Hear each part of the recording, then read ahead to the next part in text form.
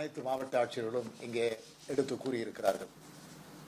ஒரு பிரச்சனையின் தீவிரத்தை நாம் உணர்ந்தால் அந்த பிரச்சனையை பாதி வென்றதாக பொருள். ஒரு பிரச்சனை எதிர்கொள்ள நாம் ஆதங்கப்படுத்துவதை விட ஆயத்தப்படுத்தி கொண்டால் அந்த பிரச்சனையை முழுமையாக வென்றுவிட்டதாக அது அமைந்துவிடும். அந்த அடிப்படையில் எந்தவித பேரிடரையும் எதிர்கொள்ள தயாராக இருப்பதை அறிந்து உங்கள் அனைவரையும் நான் மனதார பாராட்டுகிறேன்.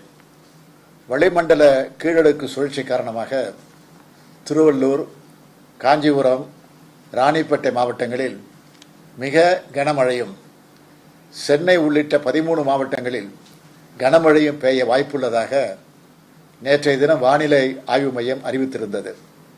இதன் அறிகுறியாக நேற்று முதலே மழை பெய்ய தொடங்கிவிட்டது. மிக கனமழை, சில இடங்களில் சூறாவளி காற்று ஆகியவை இருக்கக்கூடும் என்றும் அறிவித்திருக்கிறார்கள். இதனை நாம் எதிர்கொள்ள தயாராக இருக்க வேண்டும். கடந்த ஆண்டு நாம் பெரும் மழையை சந்தித்தோம். சென்னை மற்றும் அது சுற்றுப்புறங்களில் ஏற்பட்ட வெள்ளப்பெருக்கு நமக்கெல்லாம் மிகப்பெரிய சவாலாக அமைந்திருந்தது. இதேபோல் மற்ற சில மாவட்டங்களிலும் வெள்ளப்பெருக்கு ஏற்பட்டது.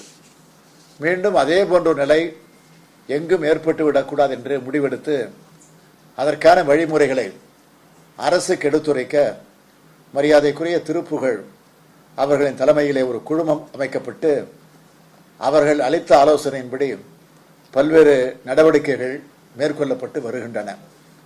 வடகிழக்கு பருவமழையால் பாதிக்கப்படக்கூடிய மாவட்டங்கள் அனைத்தையும் வெள்ளத்தடுப்பு நடவடிக்கைகள் நிறைவேற்றப்பட்டு வருகின்றன. இவை பெரும்பாலும் முடிந்திருக்கும் என்றே நான் கருதுகிறேன்.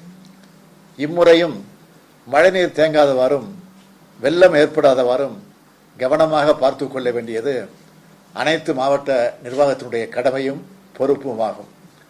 அனைத்து துறைகளையும் ஒருங்கிணைத்து பேரிடர் காலங்களில் மக்களுக்கு உறுதுணையாக இருக்க வேண்டிய முக்கிய பொறுப்பு மாவட்ட நிர்வாகத்திற்குத்தான் இருக்கிறது.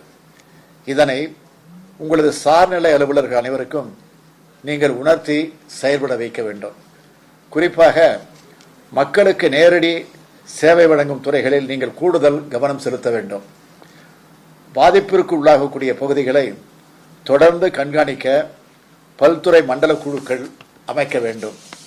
மருத்துவமனைகள், கல்வி நிறுவனங்கள், எண்ணெய் நிறுவனங்கள் மற்றும் கைபேசி சேவை வழங்கும் நிறுவனங்கள் ஆயத்த நிலையில் இருக்க வேண்டும்.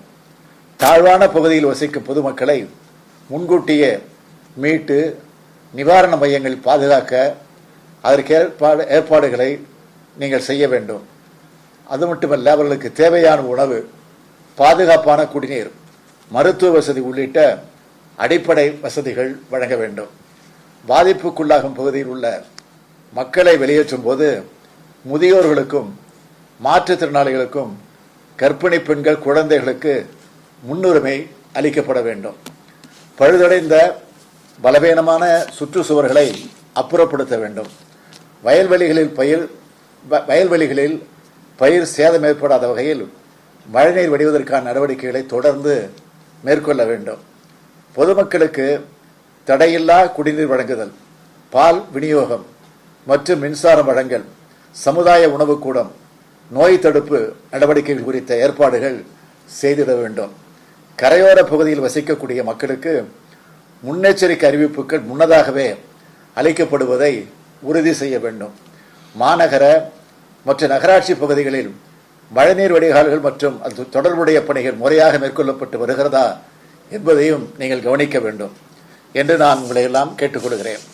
மழை காலத்தில் பல்வேறு உள்ளாட்சி அமைப்புகளை சார்ந்த அலுவலர்களும், வருவாய்த்துறை, பொதுப்பணித்துறை, தீயணைப்புத்துறை, வேளாண் துறை ஆகிய பல்வேறு துறை அலுவலர்களும் தனித்தனியாக இயங்காமல் ஒருங்கிணைந்து செயல்பட வேண்டும் என்று கேட்டுக்கொள்கிறேன்.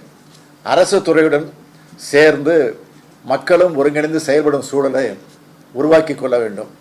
ஒவ்வொரு மாநகராட்சி பகுதியிலும் 24 மணி நேரமும் செயல்படும் வகையில் அமைக்கப்படும் அவசர ஊர்தி மையங்கள் முறையாக செயல்படுவதை கண்காணிப்பு அலுவலர்கள் உறுதி செய்ய வேண்டும். நிவாரண மையங்களில் பொதுமக்களை தங்க வைக்க வேண்டிய சூழ்நிலை ஏற்படும் போது அவர்களுக்கு தரமான உணவு, குடிநீர், மின்சாரம், மருத்துவம் மற்றும் சுகாதார வசதிகள் ஏற்படுத்தப்பட வேண்டும்.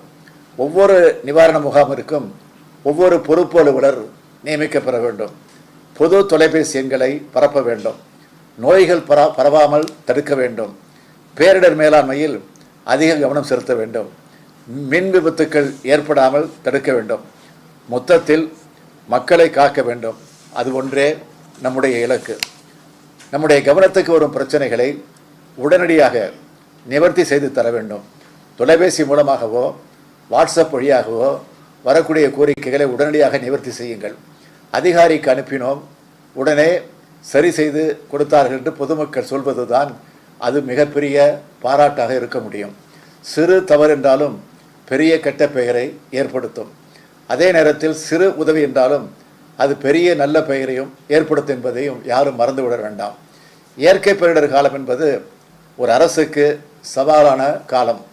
அந்த சவாலை மக்கள் ஆதரவோடு சேர்ந்து நாம் அனைவரும் வெல்வோம். உங்களுடைய அனைத்து ஆலோசனைகளையும் உடனுக்குடன் அரசுக்கு தெரிவிக்க வேண்டும் என்று கேட்டு என் உரையை நிறைவு செய்கிறேன். வணக்கம்.